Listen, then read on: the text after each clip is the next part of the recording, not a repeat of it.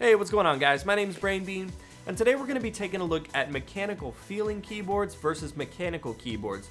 Now, more importantly, we're going to be taking a look at the actual typing experience of a mechanical-like keyboard versus a true mechanical keyboard. Now, with that in mind, let's go ahead and just take a look at these keyboards. Mechanical gaming keyboards are incredibly popular, probably more than ever, but they're also very expensive.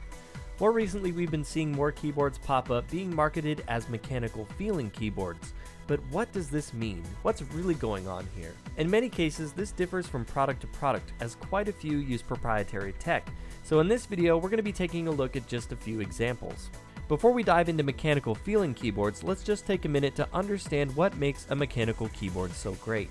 I'm just going to go over a few of the basics, but if you'd like to know a more detailed comparison of membrane versus mechanical keyboards, I'll leave a link to my video covering all the differences in the description below. Mechanical keyboards are made with very high quality spring activated switches. These switches come in many different varieties that offer differences in tactile feel, actuation distance, and the amount of weight used to activate them.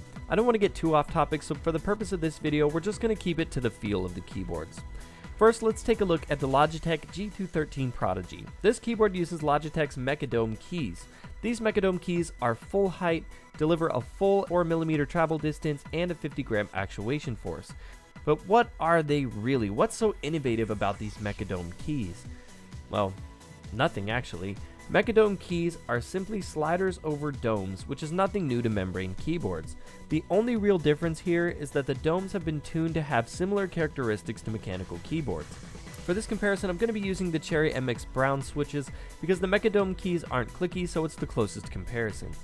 Cherry MX Browns also have a 4mm travel distance, but it's important to note that the actuation distance, or when the keyboard actually registers the stroke in the computer, is 2mm, meaning that you don't have to bottom out the mechanical switch, while membrane keyboards have to be completely bottomed out for the keystroke to register. Cherry MX Browns have an actuation force of 45 grams, which is how much force is needed to press down the key. Generic Brown switches typically range from 45 grams to 55 grams, so the Mechadome keys aren't very far off here.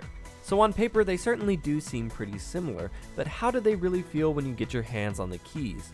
To keep it fair, I'm going to start by using a Corsair K55, which is a regular membrane keyboard. The K55 feels like it has a much harder key press than the other two keyboards, and it has a lot more of that classic membrane squish.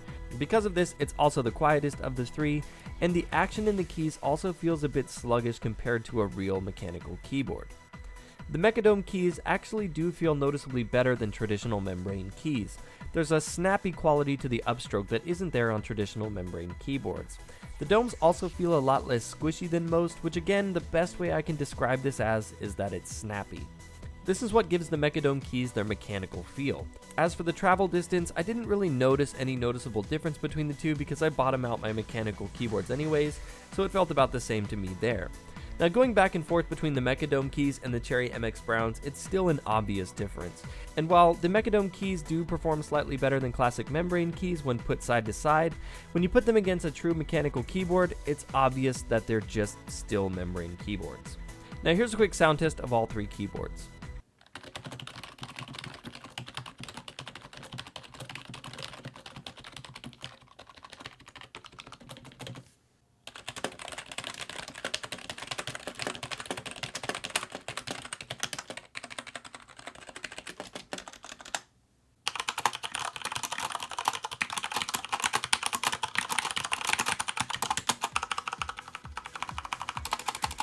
Now, another good example is Razer recently introduced their Mecha Membrane keys with the release of the Ornata. Mecha Membrane, much like Logitech's Mechadome, again are sliders over domes, but with one key difference. Razer added a tactile bump to the slider and added a little metal spring which creates a click similar to their green switch. Typing on the Mecha Membrane keys is actually pretty neat. It's obviously still a membrane keyboard because you still do get that squish when you bottom it out, but there's also a very satisfying click. When I reviewed the Ornata, I compared this to clipping baseball cards to your bike as a kid and pretending that it's a motorcycle.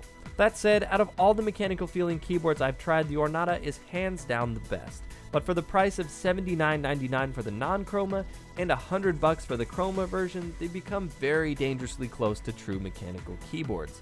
And for those of you that are interested, here's a quick sound test of the Razer Ornata.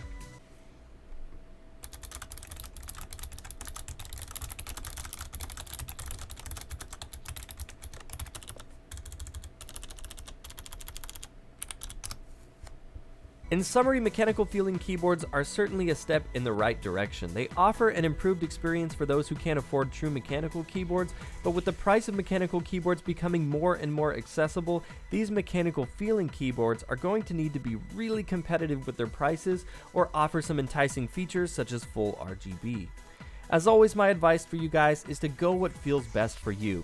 And if you can, it's always best to get your hands on these keyboards at the store when you're making a decision. After all, you're the one that's going to have to use the thing, so make sure you like it rather than what some guy like me online says. Of course, if you can't do that, or you're just looking for some extra information, I hope you found this video helpful. Well, that's it for the video, guys. Let me know in the comments down below if you've used one of these mechanical feeling keyboards, or both for that matter, what your experience with these keyboards has been. Consider giving this video a like if you enjoyed it to show your support, and if you're new here on the channel, consider hitting that subscribe button because I've got a lot more videos like this coming for you in the near future. You can also follow me on Twitter at BrainBeanGaming and on Twitch at twitch.tv/BrainBeanGaming. Well, that's it for the video. Thank you guys so much for watching, and I'll see you in the next one.